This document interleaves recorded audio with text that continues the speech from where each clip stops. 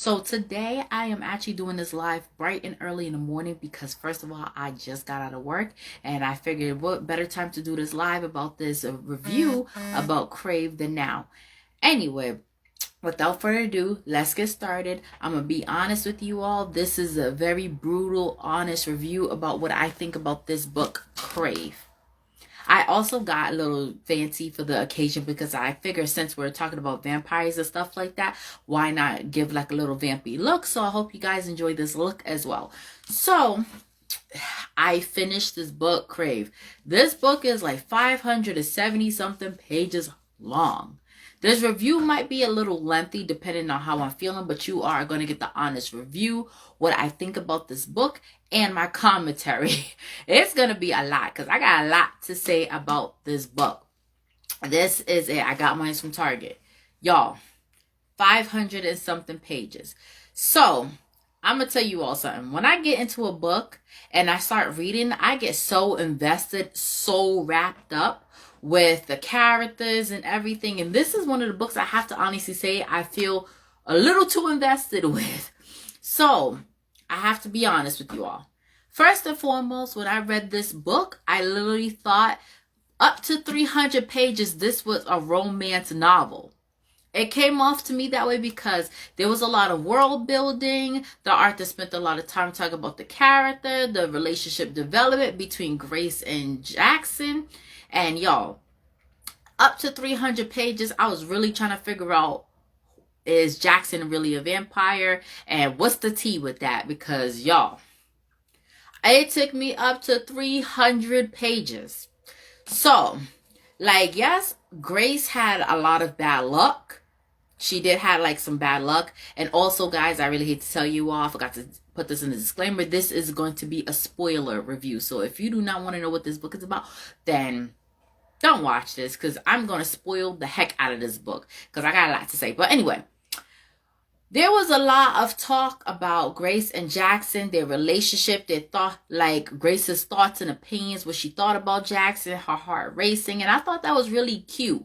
I really thought it was really cute how Grace falls in love with Jackson as a person. No matter how rude and snarky Jackson is, she still follows for him. But I'm not gonna lie though, Grace is a little snappy one too. She be holding her own. So homegirl got a little pizzazz to her, and I kind of like that because usually in books that I've read, the main character or the woman in the book is more submissive, is yes, whatever. Yeah, she got a little submissive on me in this book, but she know how to answer when it's time to answer. And you know what? Let me tell you something, y'all. As much as this book drive me nuts, what was driving me crazy was the fact that, what's her name? Macy, her cousin, and her uncle did not tell her the tea about what's going on in school before she got there. Y'all, Grace's parents died, and she had to go and move with her cousin and her uncle to this boarding school, which lo and behold has a bunch of vampires and creatures and witches. And y'all, how dare neither one of them told her what she was signing herself up for before she moved there? Her uncle's tired ass excuse was, I didn't want to bother you with this because I know your parents died and you was already going through a lot. But first of all, when homegirl got to school, Grace get to the school, she already going through aptitude sickness, and she's also dealing with so much drama. So a little warning would have been a little nice.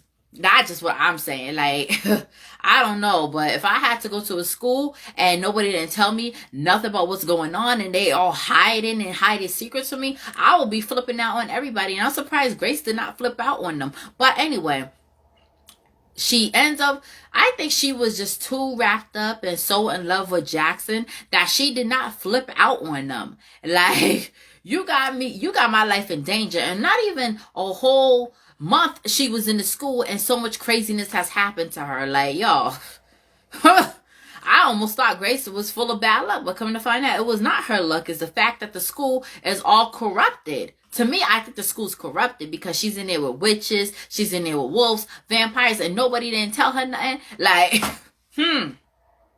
I don't know, y'all. But that is just how I felt about the whole thing, personally, about the drama. But then, like, somewhere along the book, she ends up finding out how her parents died and stuff like that, which I was kind of shocked. But to be honest with you, I gotta be real. I personally think that Arthur should have elaborated on that part a little more, and elaborated also on the part where Leah, which is one of the girls that go to the school, said that she was baiting her to come to the school, and she was responsible for Grace's death. And Leah's also a vampire. I mean, Grace's parents' death. And I really wish that Arthur would have elaborated on that more, because that would have been a stronger plot for me. Like, for me, I feel like that would have been a really strong plot, because I'm still trying to figure out how was she being used, and what the heck does Leah have to do with her parents, Grace's parents dying, which I know she said because she wanted Hudson, which is Leah's ex-boyfriend and also Jackson's brother, to come back to life. But I'm still kind of confused with that. Like, I wish the author would have spent a little less time with the world building and a little more time on that part, because that part right there is what I feel like was important to me. Like, to me. And this is like my personal opinion, but I still really enjoyed the book. I really did. I really enjoyed the book a lot. And then here's the spin-off about the book, right? The spin-off is at the end of the actual book, Crave. The spin-off is a few chapters about Jackson's point of view. So at this point, he's telling the story. He's telling about his feelings, his story, his opinion about Grace, which I really did enjoy that too. But I hope, guys, I'm hoping that the next book, Crush, I think that's the name of the next book. Next book, Crush. I hope that is what that's about, because I actually enjoyed Jackson's opinion. I really did enjoy Jackson's point of view. I really loved that. And I really respected his point of view. He was a little smart behind boy, I tell you that much. But I could kind of see why Grace liked him. And I think, in my opinion, if Jackson is like a real person, I think he might be cute in real life. I don't know. I think he might be cute, and I could probably see why Grace, or her little smart behind, was falling for him, because they both have like a little attitude. But I do respect their relationship a lot, even though I finally realized that Jackson is a vampire and he could do some serious damage, which I really do like. But y'all, I think I got really, really invested in this book. I really did. But here's the thing. I'm going to tell you guys what I actually saw on Goodreads too, because I was reading some of the reviews on Goodreads about it, the book, and some of the reviews was a little unfair and a little bit ridiculous in my opinion. Like, I think I saw something about someone said that this book is more like a Wattpad book, and they thought that it was kind of juvenile because of the language and how it was marketed to. But y'all, let me tell you something. First of all, this author had an audience she was targeting. She was targeting young adults. Yes, she's targeting young adults. So right away, obviously, you want to write the book so it's relatable to the young adult. And I think the author did a good job with that.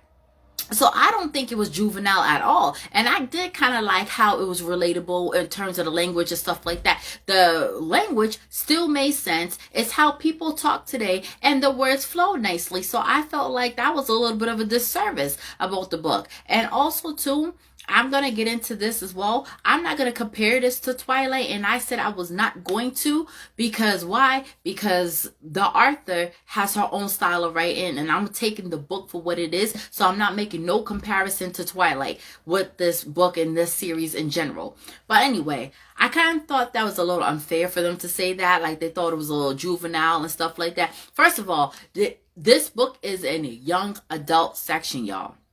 Young adult, and I think she did a good job targeting to the young adult audience. If you want something a little more adult-like, go into adult fantasy and read about adult fantasy in the adult fantasy section. And I was just like, really? Come on.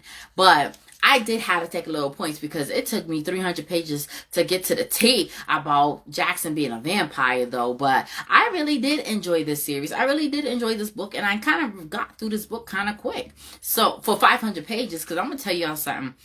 I don't really get through a book with 500 pages at all. First of all, it took me, this is like been years since I read anything with 500 or something pages. And I like it. I really cannot wait to see what the other book Crush is about. I hope Crush is like really where it's at. I do have it here, but I am taking a break from this series. I'm going to read a couple of books before going back into this series, but I really did enjoy this book overall. I really did like it.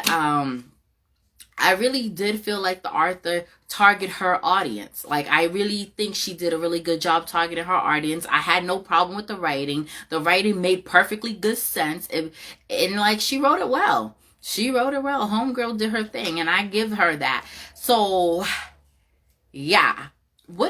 I'm trying to think about what else do I have to say about the story, because I don't want to get off this live and then I remember later, I'm like, oh shoot, I forgot to talk about that. But I did really wish that the uncle and the cousin would have told her the deal.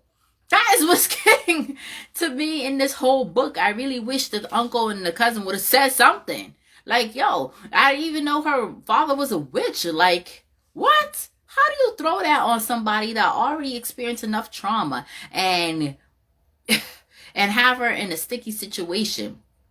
But then, only thing I got kind of sad about is the fact that Grace is dead. They did kill her off in the book, so whew, that kind of threw me off. And to see it like from Jackson's point of view, how sad and upset he was.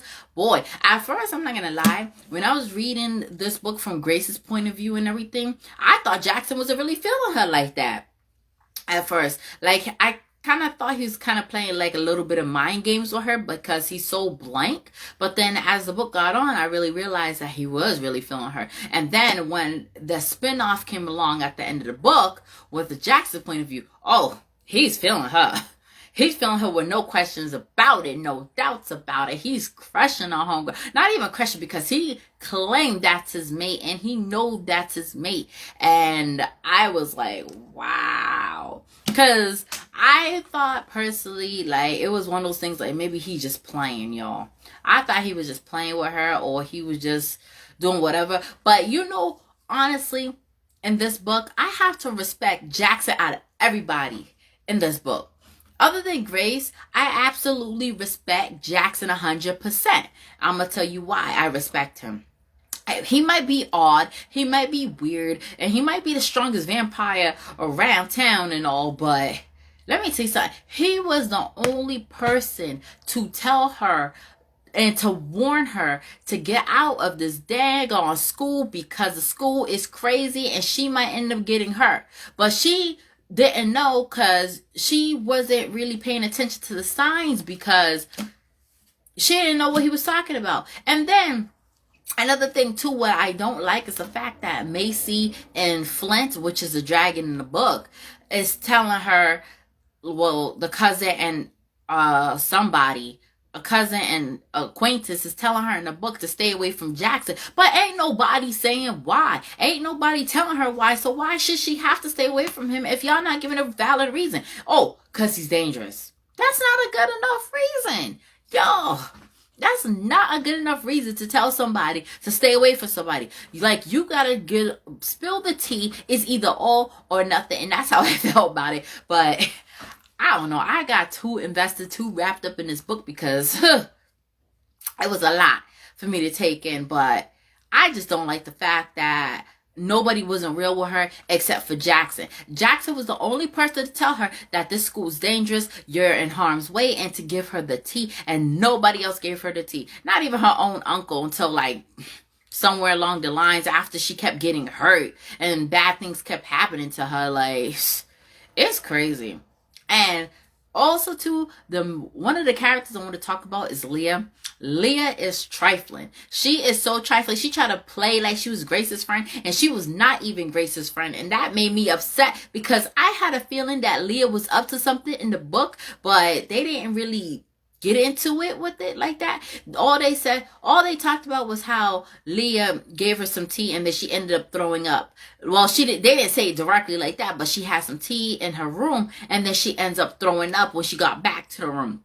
Right then and there, I said to myself, is this girl Leah trying to poison her? Lo and behold, Leah wanted her dead. Like, Leah wanted her dead. And I was like, wow. But I really wish the author would have elaborated on that point as well. Like, elaborate more on Leah and also elaborate more on how she was being used to bring Hudson, which is Jackson's brother, back. That's the only thing I wish the author would have did for me. That would have made me smile. That would have been like, wow. The plot would have been more solid to me because I felt like those two things, this is just my personal opinion, those two things would have been more important in the book. But other than that, I had no issues with it. I really did enjoy the story. The story was lit. It was fire. And I cannot wait to read Crush because Crush, I hope without a shadow of a doubt that Crush is going to bring me some more resolution to Crave because there's some holes in this book and I needed those holes in the story to be coming together.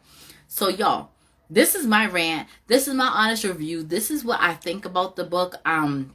Crave.